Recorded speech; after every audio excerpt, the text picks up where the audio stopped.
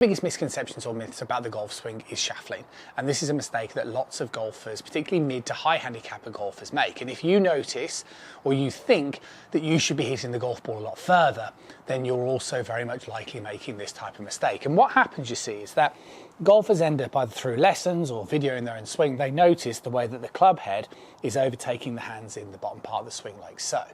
Now, to rectify this, it's not just try and lead with the hands, and it's not necessarily doing things like just changing wrist positions. These are the kind of things that I notice that a lot of students do when I start meeting them for the first time, and it doesn't work. It doesn't help you hit the golf ball better. So the question is, if you are somebody who delivers the handle behind the ball at the point of impact, so if you're somebody who looks very much this way, the question is, how are you going to get into a position like so? It's a lot more about a bigger move, the body. So if I take my setup position here, I'll always set up with the ball about 2 club heads distance inside of my lead ankle, okay? And then as I get set up like so, the difference between this position and impact is very much based upon what would be known as separation.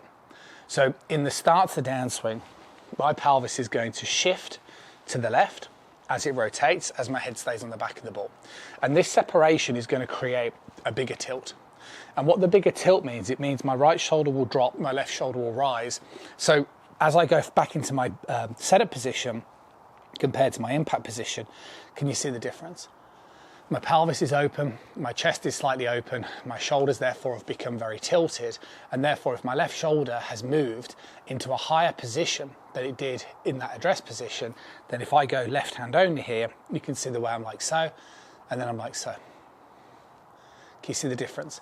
See, because the handle position is slightly changing from the address position, because my left shoulder is higher, that's what's going from a cupped left wrist to a handle and a left wrist which would be much, much flatter.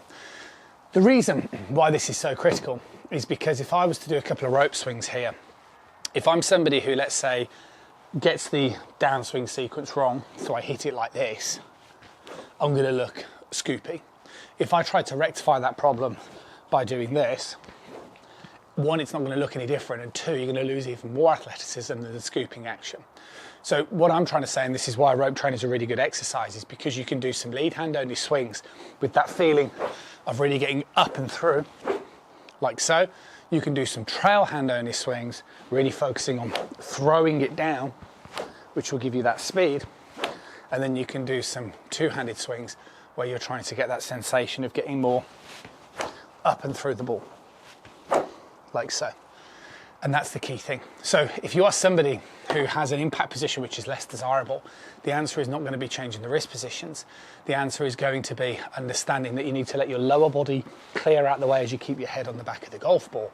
And the best way to do that is with some rope swings, or just to get those sort of feelings of swooshing that left arm. If you can get that feeling of that left shoulder moving back and behind you, you'll be surprised how much better your impact position will end up looking. See you soon.